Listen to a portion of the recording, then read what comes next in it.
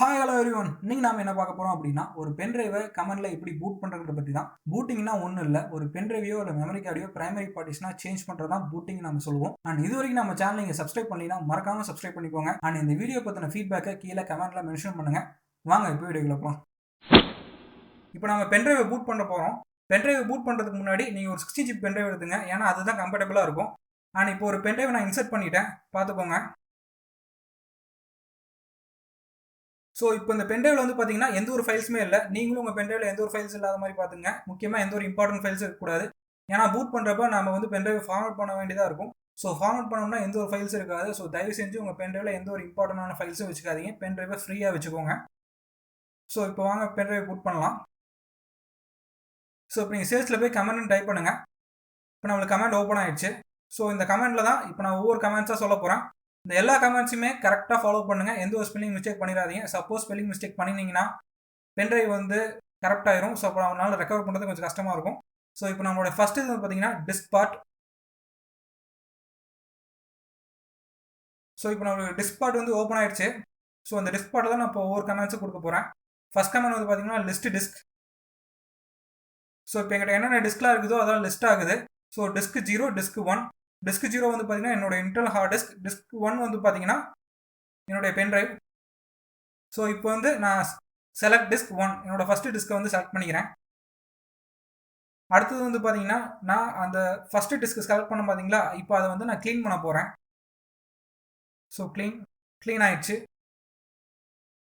அடுத்தது வந்து பார்த்தீங்கன்னா நான் என்னுடைய பென்ட்ரைவை பிரைமரி பார்ட்டிஷனாக சேஞ்ச் பண்ண போகிறேன். ஸோ அதுக்கு கொடுக்குற கமெண்ட்ஸ் தான் கிரியேட் பார்ட்டிஷன் பிரைமரி.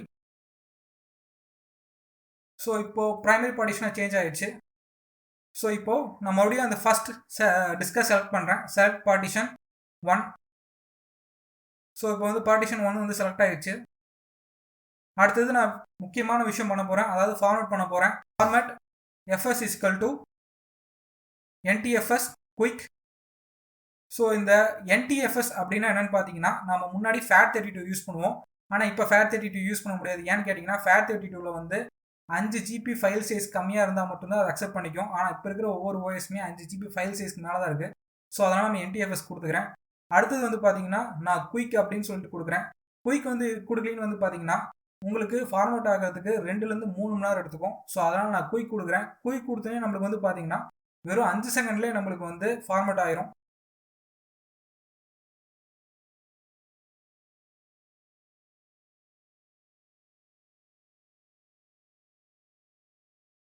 ஸோ இப்போ ப்ராசஸ் ஸ்டார்ட் ஆகுது.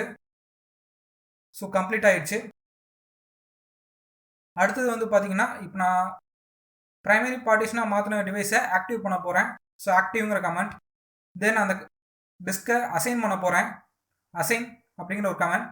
அடுத்தது இந்த எல்லா விஷயங்களும் முடிஞ்சிச்சு. அடுத்தது இந்த கமெண்ட்லேருந்து நான் எக்ஸிட் ஆக போகிறேன். எக்ஸிட். ஸோ இதெல்லாம் பண்ணி முடிச்சதுக்கப்புறம் வந்து பார்த்தீங்கன்னா நீங்கள் OS நீங்கள் வந்து அப்லோட் பண்ணணும். ஸோ OS வந்து நான் ஏற்கனவே சில வெப்சைட்ஸ்லாம் உங்களுக்கு சொல்லியிருப்பேன் முன்னாடி வீடியோவில். அந்த வெப்சைட்ஸ்லேருந்து நீங்கள் OS டவுன்லோட் பண்ணிக்கலாம். நீங்கள் டவுன்லோட் பண்ணுற OS வந்து பார்த்தீங்கன்னா ISO ஃபார்மேட்டில் தான் இருக்கும். அந்த ஃபார்மேட்டில் இருக்கக்கூடிய அந்த ஃபைலை நீங்கள் எக்ஸ்ட்ராக்ட் பண்ணிங்கன்னா இந்த மாதிரி உங்களுக்கு வந்துடும். So Windows 7 and Windows 10 2 file என்கிட்ட இருக்குது. ஸோ இப்போ வந்து பார்த்தீங்கன்னா நான் Windows 7 எக்ஸ்ட்ராக்ட் பண்ணி வச்சுருக்கேன். ஸோ Windows 7 இருக்கக்கூடிய ஃபைல்ஸ்லாம் வந்து பார்த்தீங்கன்னா இப்படி தான் இருக்கும். ஸோ இந்த ஃபைல்ஸ் எல்லாத்தையுமே அப்படியே காப்பி பண்ணி நீங்கள் அந்த USBயில் மூவ் பண்ணிடுங்க. எந்த ஒரு ஃபோல்டர்ஸ் எதுவுமே போட தேவையில்லை. இந்த ஃபைல்ஸ் அப்படியே காப்பி பண்ணி பென்ட்ரைவில் மூவ் பண்ணிடுங்க. ஸோ Windows 7 ஃபைல்ஸ் வந்து பார்த்தீங்கன்னா 6.16 அண்ட் Windows 10 ஃபைல் சைஸ் வந்து பார்த்தீங்கன்னா 5.73. ஸோ அதனால தான் NTFSங்கிற கமெண்ட் யூஸ் பண்ணேன், இல்லைன்னா FAT32 யூஸ் பண்ணியிருப்பேன். So thank you.